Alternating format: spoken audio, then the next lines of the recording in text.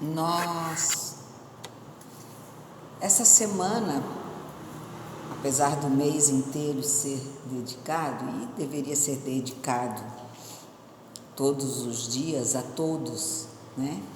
A gente não precisaria ter dia nem de mulher, nem da conscientização negra, enfim, se todos nós nos amássemos de forma igualitária, fraternal, respeitosa, aí a gente não precisaria ter um dia para lembrar que devemos amar, respeitar, louvar, enfim, né?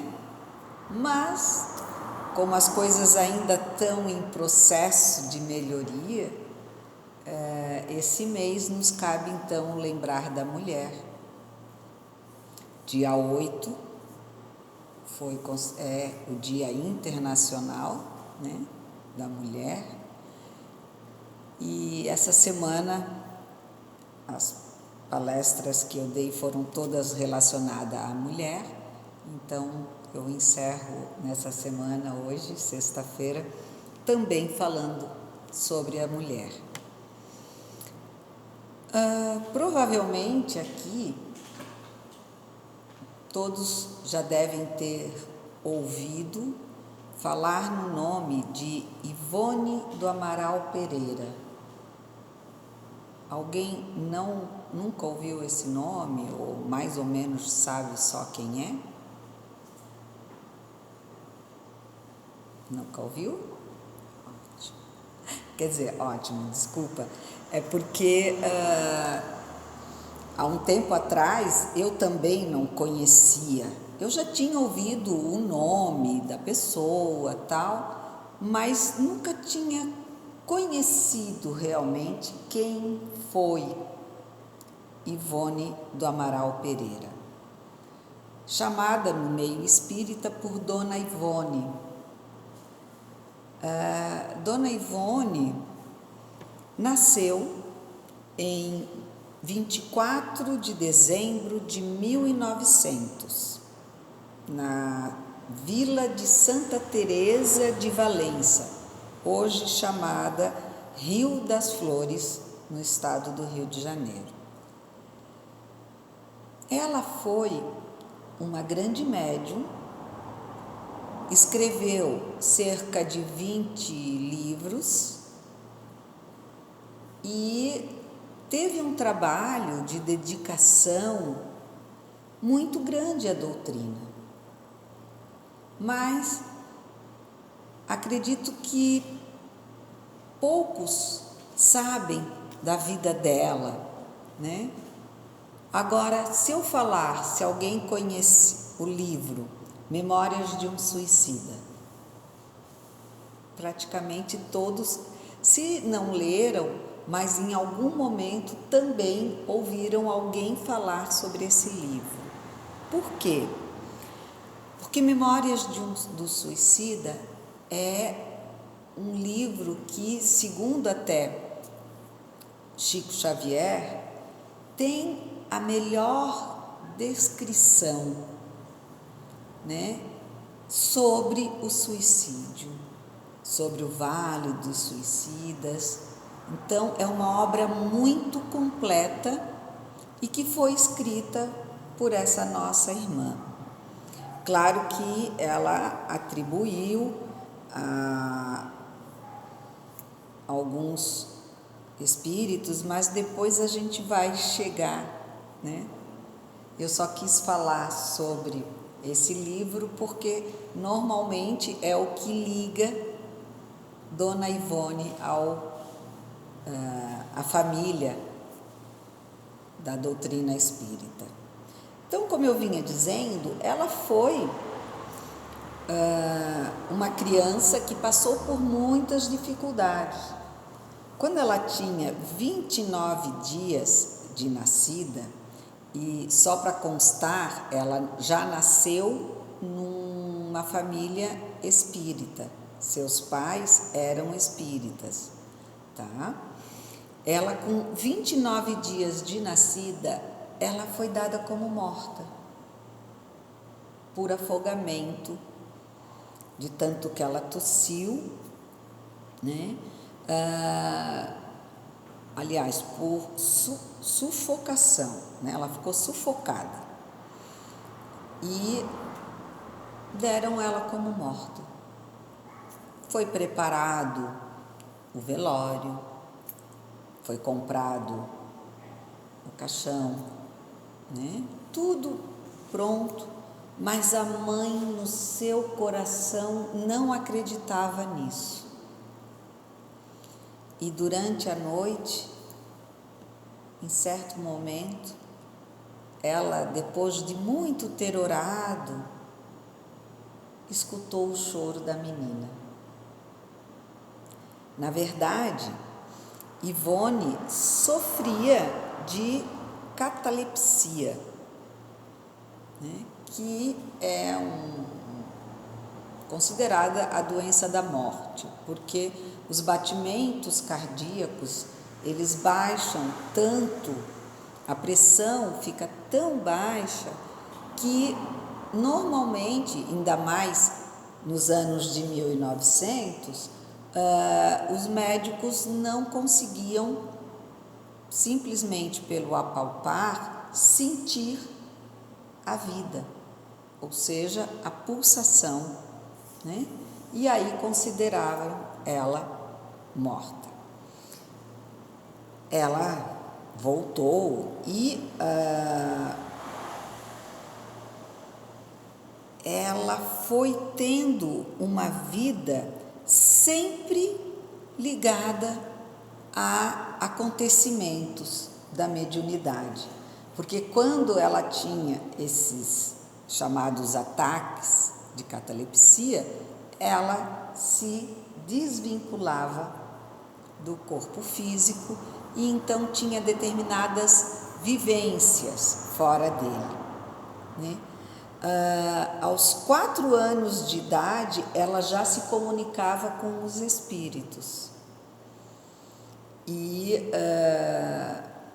ela até narra muito desses encontros da sua infância no livro Recordações da Mediunidade.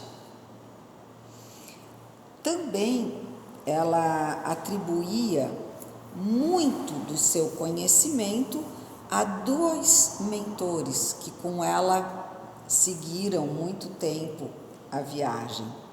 Um deles era chamado de Charles, que fora seu pai carnal em uma reencarnação anterior. E ela era muito ligada nesse pai.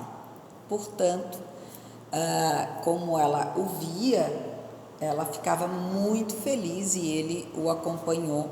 E ela ficava tranquila também com a presença dele, porque imagina uma criança vendo seres, né, em que as outras pessoas não podiam ver. A sorte dela é que nasceu em berço espírita e, digamos assim, não foi posta em nenhuma casa de tratamento mental, né? Ela tinha também o espírito de Roberto de Canalejas, que tinha sido um médico espanhol no século XIX, que também tinha um afeto muito grande por Dona Ivone. E ali ela foi seguindo. Mais tarde, na vida adulta, ela teve como mantenedores, né, dos contatos mediúnicos regulares com ela, Dr. Bezerra de Menezes, Camilo Castelo Branco e Frederic Chopin. Ela conseguia, né, ela tinha vários tipos de mediunidade. Só para também esclarecer, aos 8 anos de idade, o fenômeno da catalepsia se repetiu e ela então se viu à frente de uma imagem de Nosso Senhor dos Passos. E ela pediu muito para que as dores, todo o sofrimento que ela sentia parassem. E então ela pede socorro porque ela sofria muito com isso. E aí a imagem, adquirindo vida, dirige-se a ela e diz: vem comigo, minha filha. Depois disso, ela de nada lembra e acaba por acordar, né, no outro dia,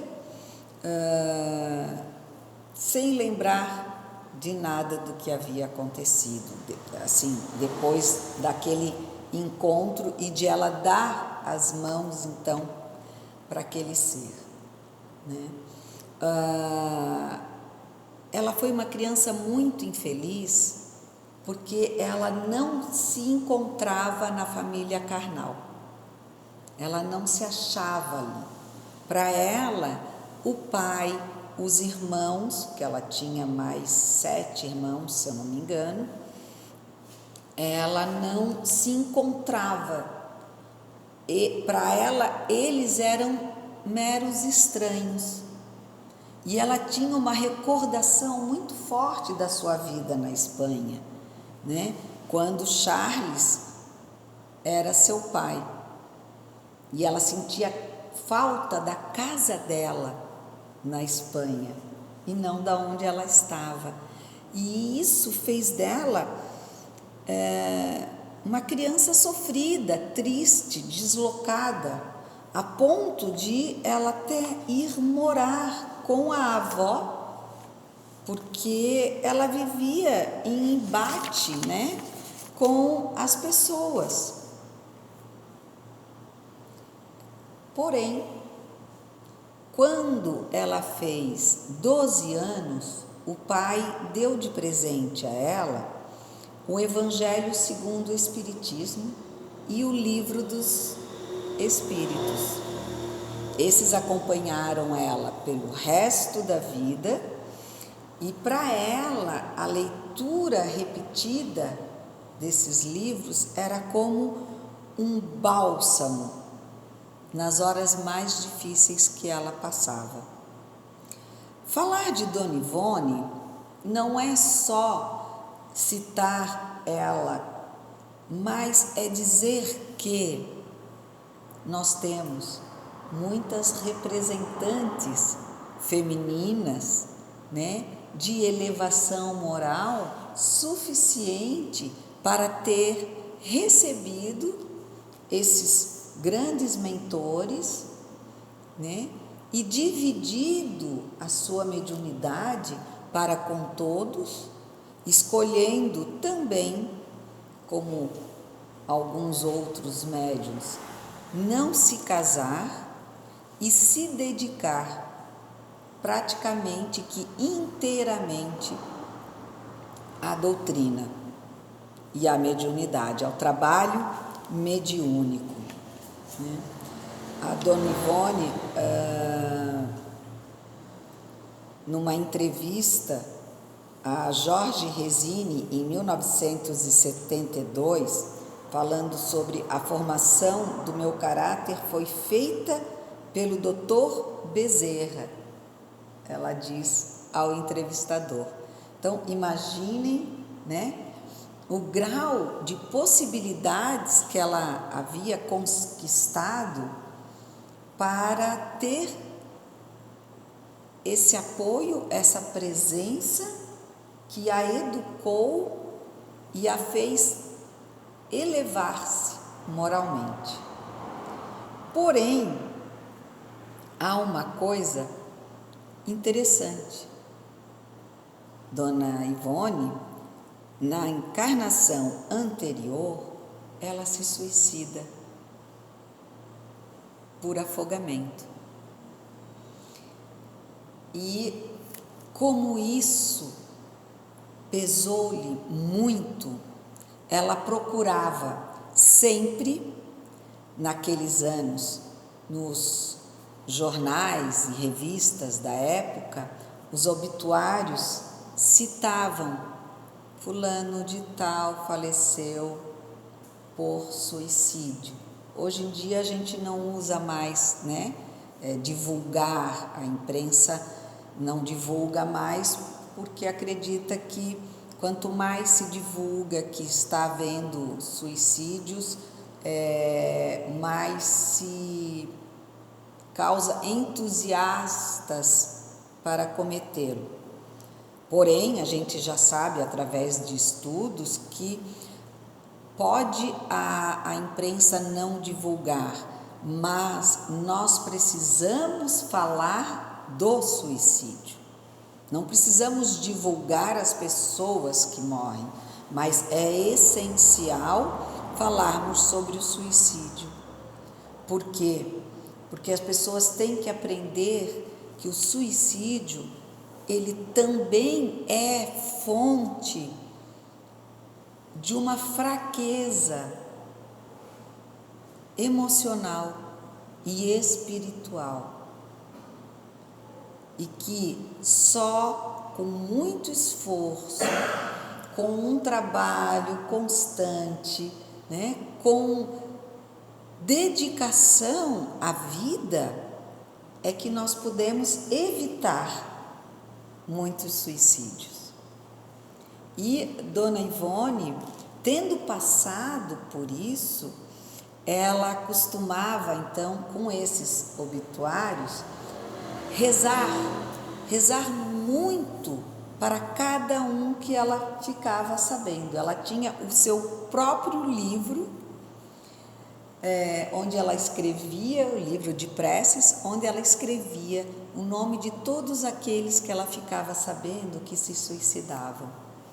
E para eles, ela fazia muita oração, para que eles conseguissem sair daquele vale e encontrassem um caminho de luz.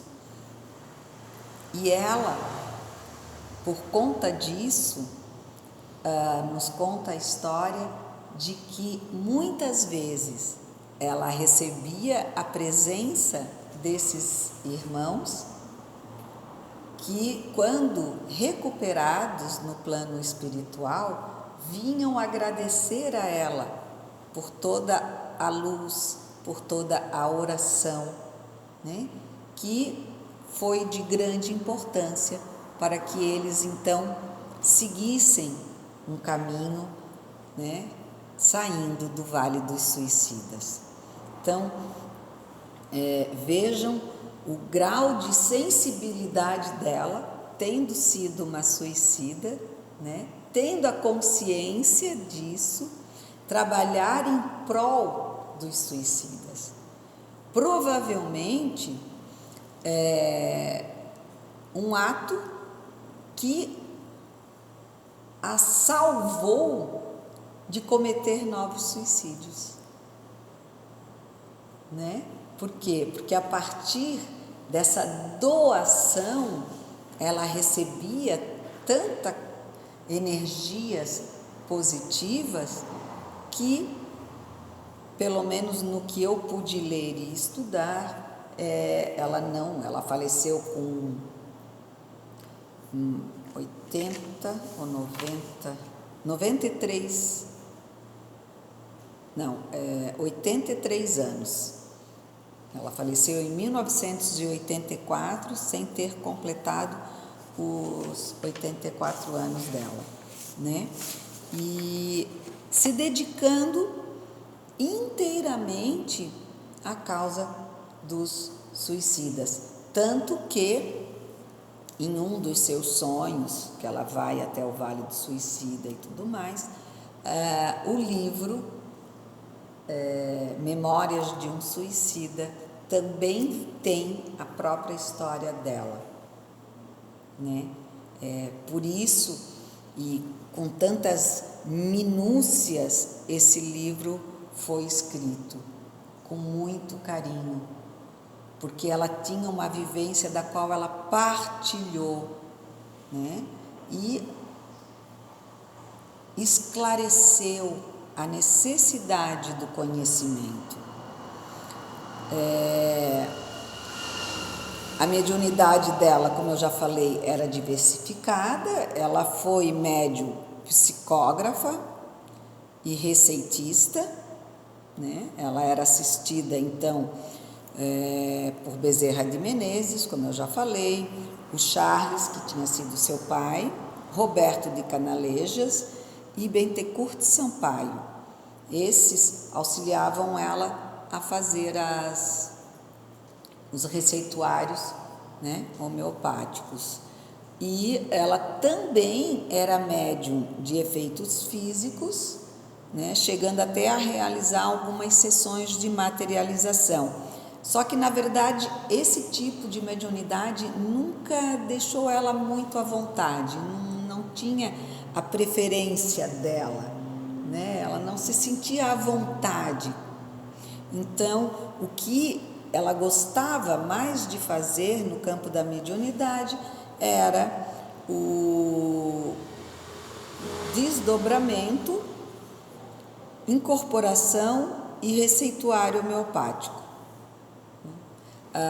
Nessa última atividade dos receituários, ela trabalhou em diversos centros fazendo isso, de várias cidades, e durante 54 anos ela teve esse labor mediúnico dentro do receituário, né? Depois ela não efetuou mais essa atividade. Ela, como eu já falei, ela tinha o desdobramento, ela visitava o mundo espiritual, amparada por seus orientadores, coletando as crônicas, contos e romances